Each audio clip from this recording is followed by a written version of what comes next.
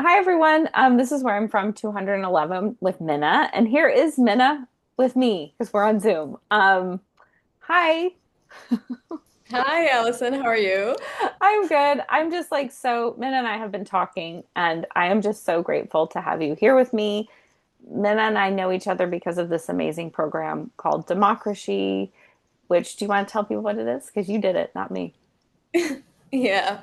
So, Democracy is a program that encourages young women and girls and to have, the bravery and the encouragement to go for leadership positions, but not just that, but also kind of like trust in yourself and trust in your ability as someone who has a voice. And it preaches intersectional feminism, and that every aspect of your identity matters to pursue. The impact that you want to pursue, because a lot of us, women and girls, we kind of like shy away from experiences and opportunities because we feel like maybe we're not good enough or we don't have the skill set. And so this program is all about kind of like spotlighting that you do actually have the skill set and you do actually have what it takes to, create that impact in your community.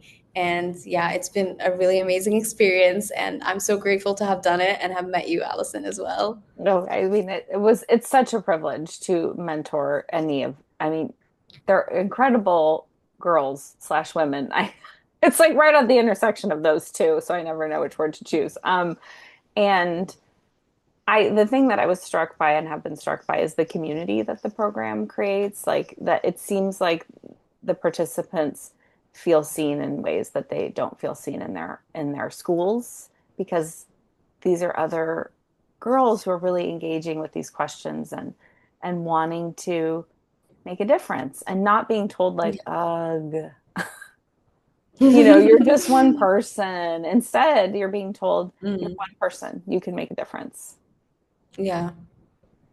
And I love that. And it's just we live halfway across the world from each other and we have become friends because of this program. And ever since, I mean, it was now 2 years ago, ever since I was mentoring, which I mean, she was also mentoring me. It was a two-way street. And it's true. And I was like, you should come do a poem with me because I knew it would be amazing. And so I'm like, I'm just really grateful that it's happening and we're here It's today. finally Yeah, happening.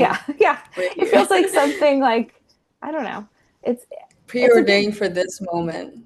yeah, and I feel like it's a good reminder like things take time, Mm, for you know? sure. And and and it's okay that they take time. Like it's not a failure on anyone's part that things take time Yeah. because I think sometimes I feel like, oh, things should be happening more quickly or I should be pushing Mhm. harder or um but that's not necessarily true. So here we Yeah. are.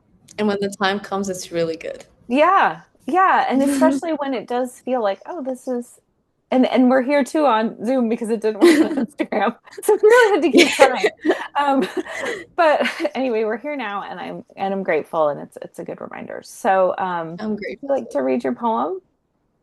Yeah, sure. Just give me a moment to open Yes. it.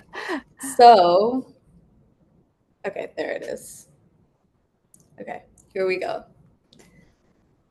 I'm from journals, from Uni-ball pens, and my Yamaha keyboard. I'm from the sunlight that creeps through my windows, big, dusty, where you can always hear the honking of cars. I'm from the sunflowers, whose hunger for light never ceased, its roots buried deep, and its growth proof there's more to see. I'm from the baked cookies before Eid, and be late 1 hour before every function, but pay no heed. From my determined sister and my young childish brother. I'm from the work hard and be strong. From life can sometimes be unfair, and those daydreaming in the clouds cannot be saved. I'm from the morning call to prayer and the sacred scarf I hold. I'm from once known humble streets with open doors that now remained forcibly closed. I'm from the scent of stews that embody our home and the sweet basbosas in between our talks. From my grandfather, who nurtured a mango tree in his yard, to my oldest brother nurturing his own, waiting for it to grow. Somewhere in our old Canon camera lie my earliest loved memories, and somewhere in our abandoned home in Sudan lie the stories of generations before me. To know where I belong and understand the chapters before me. To write a new one, maybe a new book, a new story, where I can choose a narrative more beautiful each time you read. Yay! Oh, it's wonderful. So what was it like? So not only did I want you to join me because I think you're wonderful, but because I Yeah. knew that you wrote poetry. So when you first told me Yeah. like, oh, write poetry, I was like, oh, you have to join me. So what was it like with this prompt? To get, it's a different experience. So definitely with poetry, my journey has always been is that I will write it in a spur of the moment, like when I'm going through intense emotions and I need to get something out. But this time, like when I was writing it, I was laying in my bed. I was pretty comfortable. And it just, when I looked at the prompt, it got me thinking, like, there are so many aspects of myself that I can kind of include. But of course, I had to prioritize the one that, tells my story most and relates to me most. And it was a very, very like good reflection exercise because I found myself kind of like thinking back to old memories and really old descriptions of things that I've, forgotten about, but now I'm paying attention to and I'm really grateful for. So it's been a very nice, like, experience of just like going back there and really appreciating life because sometimes, it goes really fast and even more fast paced now and we all we forget to be in the moment sometimes and getting to go back there when I was younger and just see more aspects of myself that I usually wouldn't look at. It was really beautiful. Oh, that's wonderful to hear. How old were you when you left Sudan? I left Sudan when I was in second grade. Wow. So I studied in you know, first grade, second grade, and then I left. And then after that, came back when I was between fifth and sixth grade, but it was just for 15 days back in 2016 during my grandfather's funeral. And that was the last time I've been there. And ever since the war kind of like erupted right now and, still hasn't finished, Mhm. I kind of like think about how I missed an opportunity and I should have gone back earlier.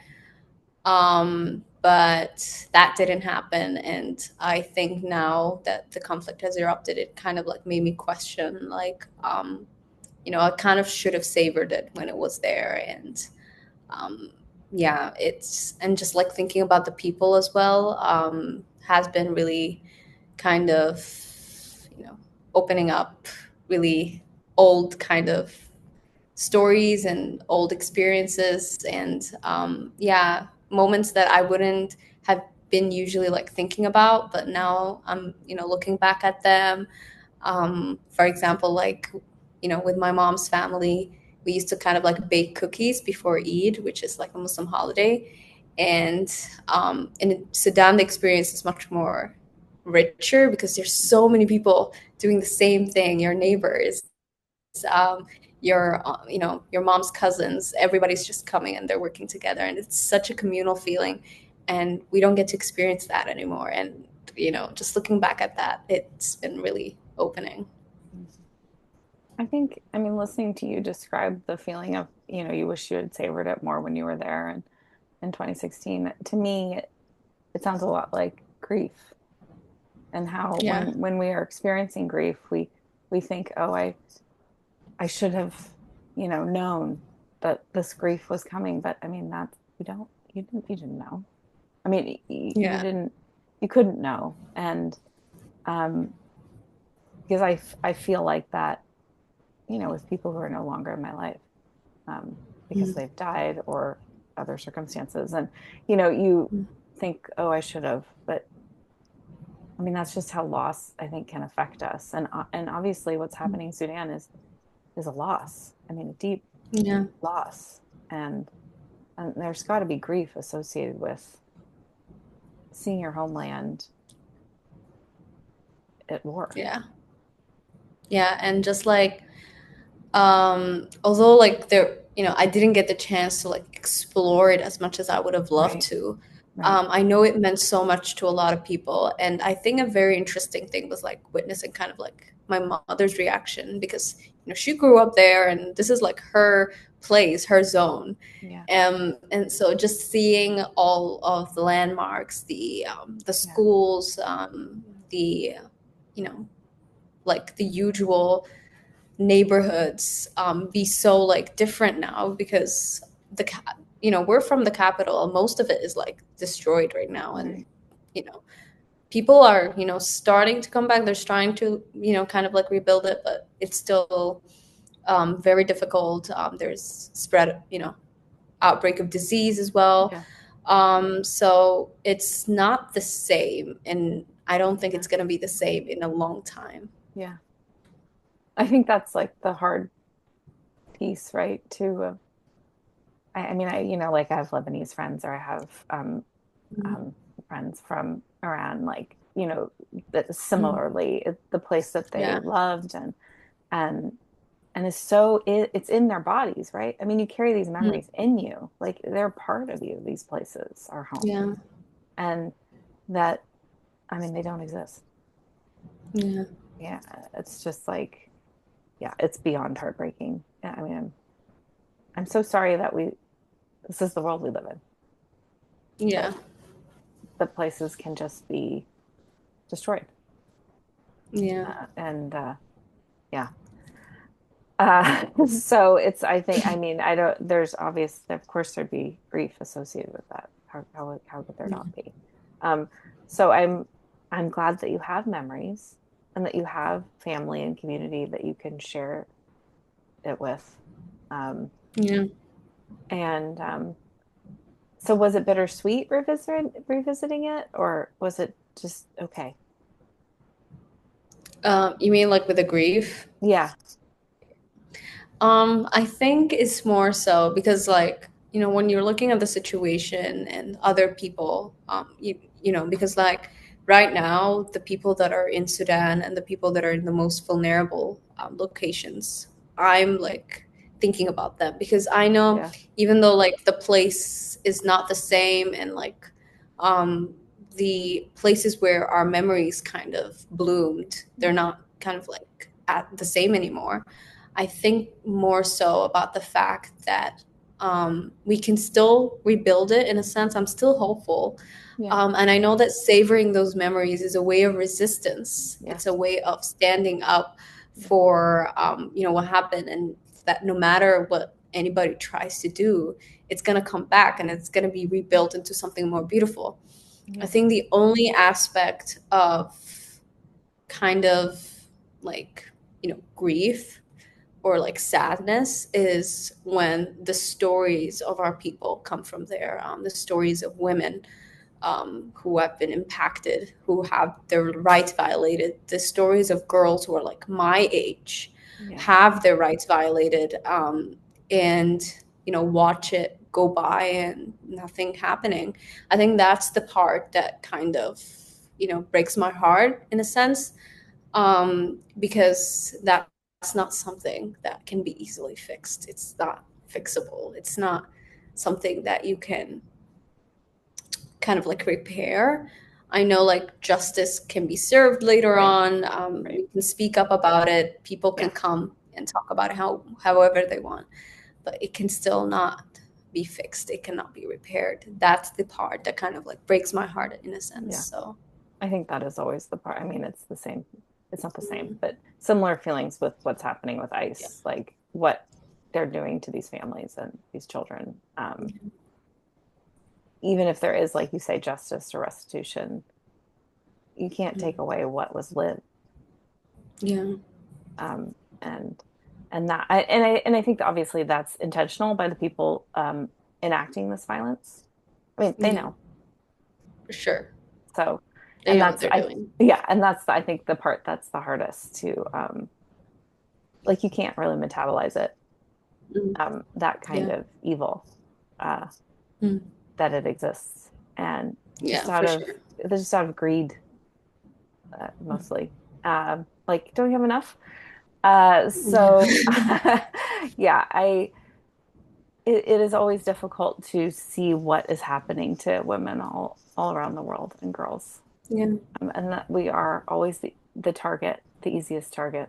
Um, our rights and our autonomy and Yeah. our personhood. Um, Yeah. A weapon of war. I'll never yeah. understand why Yes. it got Yes. to be that way, Yeah. but And a really easy to yeah. enact, which is like also part of it. But anyway, the lack of humanity. Yeah. So Yeah. it's interesting because with the poems, the majority of the people who have joined me are women, and oftentimes when women tell their stories, it's weaponized against them. You know that we're like navel gazing, Mhm. or we're we're looking too far back when we should be focused Yeah. forward. And I do think those two are connected. I do think that Mhm. the silencing of women globally is connected to this also this fatigue that's associated with women Yeah. telling their stories. Um, Mm. it's like, oh, it's the same, which is a lie. But even if it were the Mhm. same, okay, that means What that does we that say about the world? exactly, exactly. Like, oh, you're tired of hearing our sob stories. Well, then maybe stop enacting violence against us. Here's a tip. Yeah. Um, if you find this Here's a dull, cheat code. yeah, yeah. So it certainly wasn't what I was. I mean, when I started this, I just thought, oh, I like hearing people's stories. Please tell me your stories. But Mm. I do feel like it's a little act of resistance just saying, because people will say to me, "Oh, I don't know. I don't know if I'm interested or whatever." And I'm like, "You're interesting. You're a person." I Mm. This idea that you have to be interesting to who? I Mm. it's such trash. Just I don't Yeah. really find that has happened historically with men very much at Mm. all. Yeah. Maybe, so tell me your story, whoever you, especially if you think you're dull. Um, Yeah. Every so story matters. yes. And before we started recording, Min and I were talking about how important like grassroots activism is, because Mm. Minna is a law student, and we were just talking about where she sees herself potentially working and being, and and tell us what you think about what you're going to do, because I thought it was lovely. Yeah. I think, something about focusing on grassroots movement, civil society, the nonprofit space. It's a really beautiful, I mean, it can be difficult sometimes for Yeah, some people, for sure. sure. But I think the part of it that kind of like makes me gravitate towards it is just like the community aspect. We I feel like we humanize ourselves a little bit more. And because we're all in it together, fighting for a specific cause, for a specific reason, for the dignity of every person and every story. And that is something that I wouldn't have experienced in a corporate office per se. So just getting to do that, and I think feeling love in a sense. I know people don't like to mix the word work and love, but Yeah, but it's definitely a space, like I envision it as or it's supposed to be a space of love, basically, it and would be nice if it was, understanding between each other. right? Yeah, it would definitely be nice if it was. Yeah, it But wasn't once just a you find, grind that we resign ourselves to for yeah, a vast majority of our lives. yeah, Yeah. once you find the right team, the right allies, and right now I do, Mhm. you kind of see them as like a family, and just like, working with them. I know some of them are going to be watching this. So just like working with them is just really cool because they're fighting for, you know, very similar causes. And maybe they don't have your same identity. They don't have Right. your same story. They may not kind of like really relate to it in any sense, but they'll fight for you and you'll fight for them. And I think that's the part that's the thing that we've forgotten in today's modern society. I think empathy. I agree. I think that's why I think that's why I want to do that. So, There's definitely a war on empathy with yeah. book bans and trying to keep people out of higher education and Yeah. this isolation through algorithms. Hmm.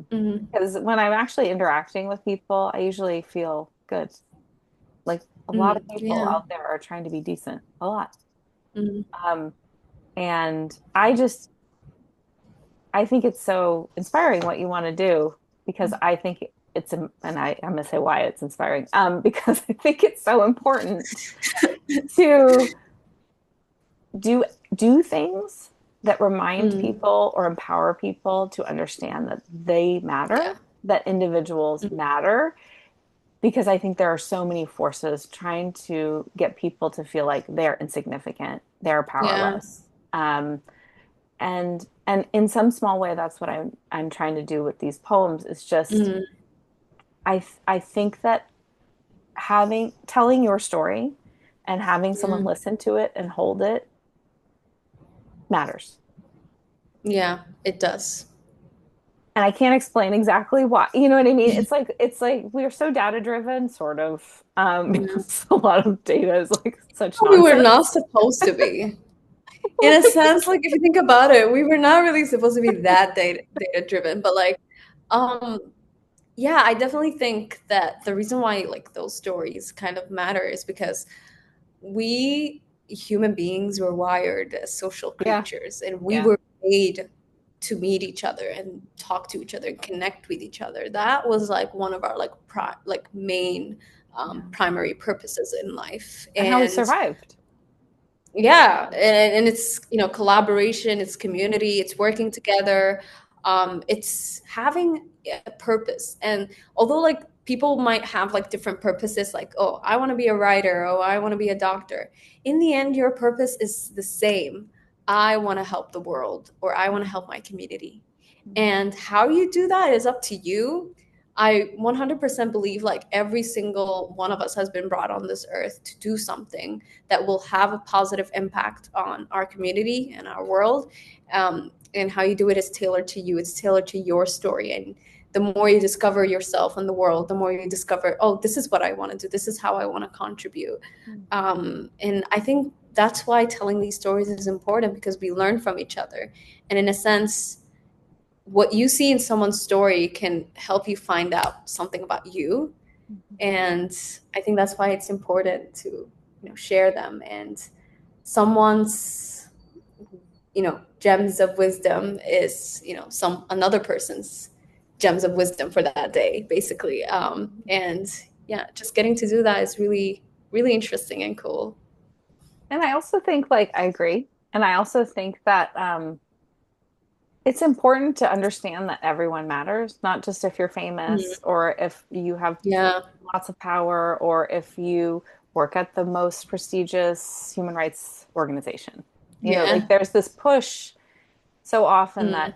that this belief that in order to make a difference, Yeah. you need to be exemplary or the Yeah. best of whatever it is. And Mm. um, I think that's a fallacy. I Yeah. think